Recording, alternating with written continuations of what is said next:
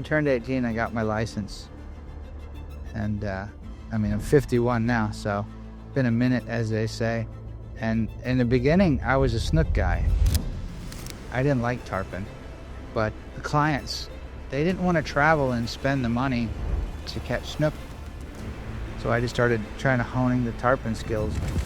And the more I hunted them and caught them and learned and tried to develop the skills, the better I got at it. And the more I started appreciating them because they're such a cool fish.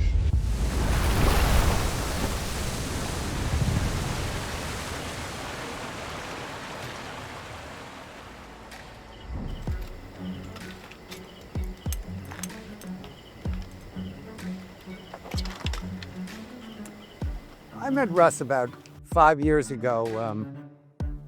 Close friend of mine that I used to bone fish with. We were talking about tarpon fishing. He says, if you want to tarpon fish, you got to meet Russell Kleppinger. And Russ and I met through that introduction, and we sort of been fishing together ever since. Well, Andrew, I just spooled one of these things up. You're going to be the first to fish a Cabo. Let's see if it passes Rosen inspection.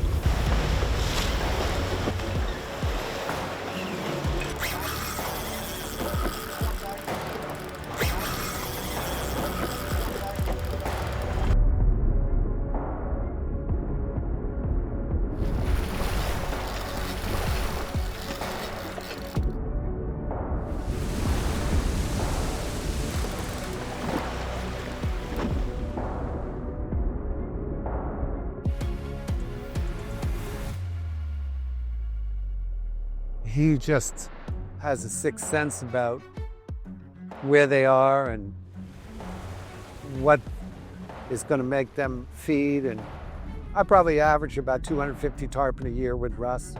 There's rarely a night that we go and don't catch a fish.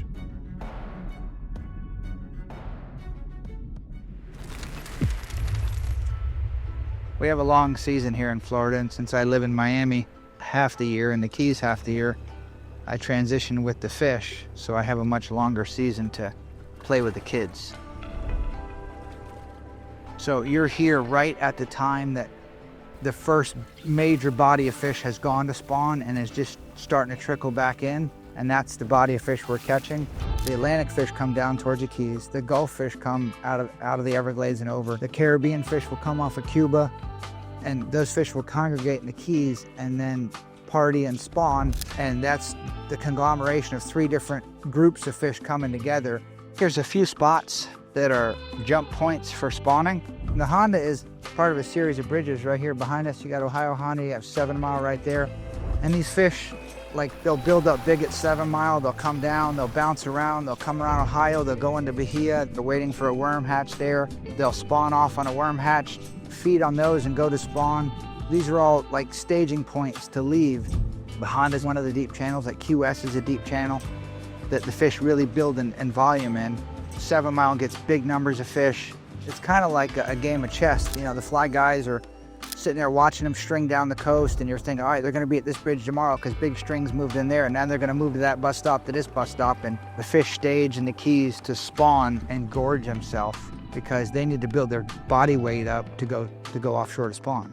The female, they say, it can drop 4 to 8 million eggs in a spawn, and she can spawn twice in a season. She has to get the fat content built up because if she doesn't, her eggs will sink. Imagine a little egg that's clear with a drop of oil in it. That's the fat. That makes the eggs float. If she drops them 200 feet out in the Gulf Stream, they don't float up. You lose a spawning cycle. They'll push offshore and they'll go out to the sword ledge.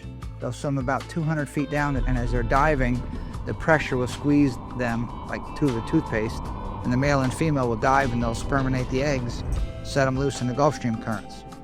And that's why we're here, is we're here to feed them as many crabs and mullets and whatever pinfish they want to eat to make them nice and fat to go spawn.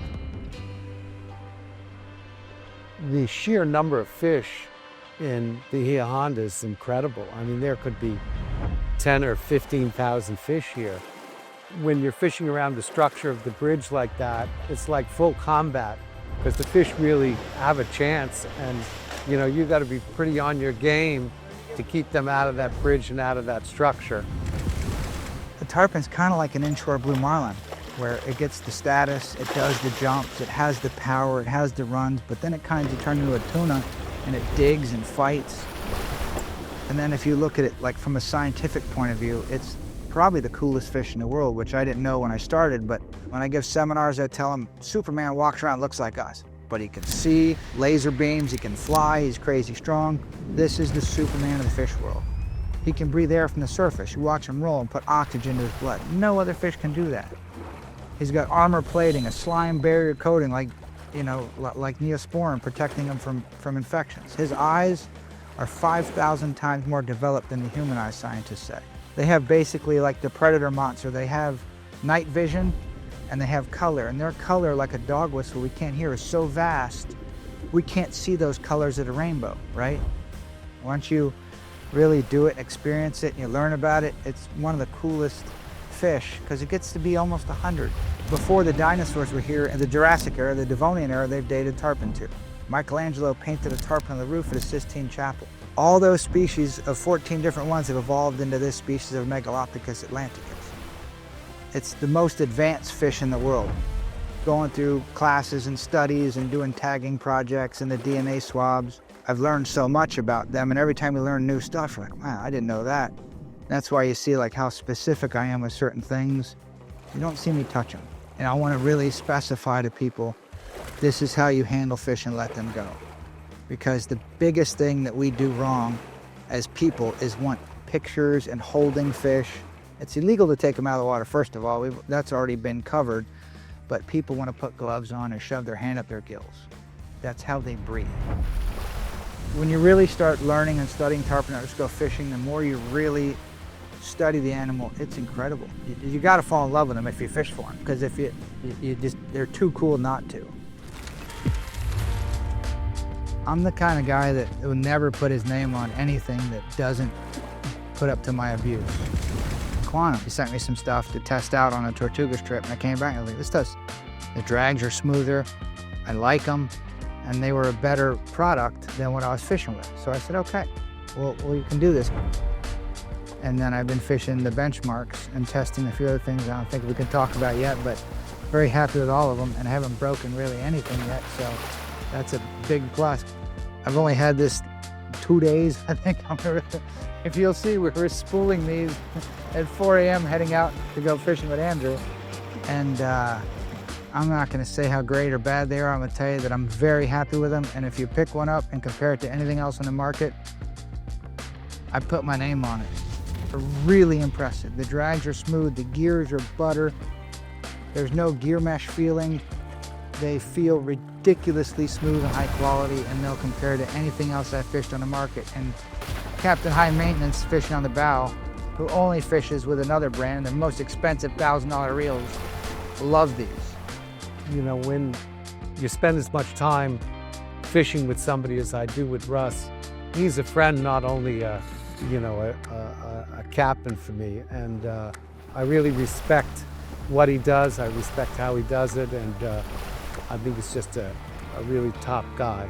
You just feel totally in good hands when you're with Russ, and that's the way I would describe him. I mean, you can count on him, and Russ we trust. I tell everybody when they come on a trip, especially for dudes, listen, when you go to the rodeo and the dude straps his hand to that pole and he nods and the gate opens, he knows he's not the alpha in this dance. He's trying to pray and hold on and see how this thing ends. That's hooking a tarpon. You're not going to hold the spool, you're not going to hurt it, you're not going to make it do what you want. In this dance, you're the woman and you're here to follow, and it's going to lead. And until it slows down, you just pray you're still connected.